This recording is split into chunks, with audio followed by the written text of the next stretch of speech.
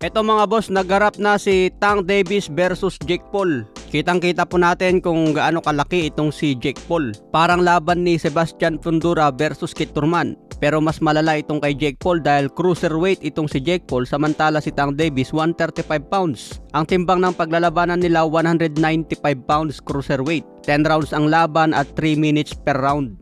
12 oz na gloves ang gagamitin at may judge. Kahit exhibition fight ito mga boss, may panalo. Kaya tinanong si Tank Davis kanina kung makakapekto ba ito sa kanyang legacy kung ma-knockout daw siya kay Jake Paul. Sagot naman ni Tank Davis, sa ngayon hindi pa niya iniisip yan. Wala daw siya pakialam kahit anong resulta ng laban. Tinanong din si Tank Davis kung bakit si Jake Paul ang pinili, samantalang marami siyang opsyon na pwedeng labanan. Pwede rin niya labanan si Shakur Stevenson at rematch kay Lamont Roach. Bakit itong si Jake Paul daw ang kanyang pinili?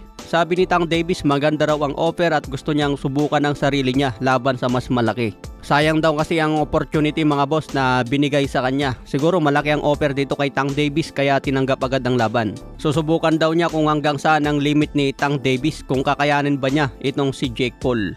Ipapalabas na naman ang laban sa Netflix mga boss.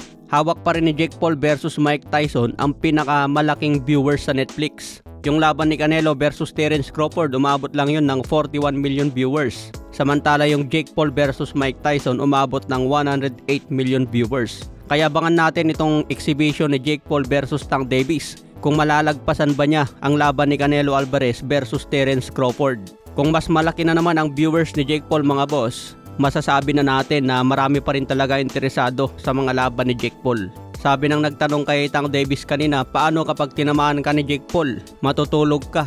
Kaya nasagot ni Tank Davis, hindi na raw niya iniisip ito. Wala raw siya pakialam kahit ano pa ang resulta. Kaya abangan natin ito mga boss, November 14 sa Miami. Sa iba pang balita, Adrien Broner nahuli na naman ng pulis. Dahil si Adrien Broner hindi siya makapagbayad ng $2,200 bill sa isang restaurant. Mukhang lasing na lasing daw itong si Adrien Broner.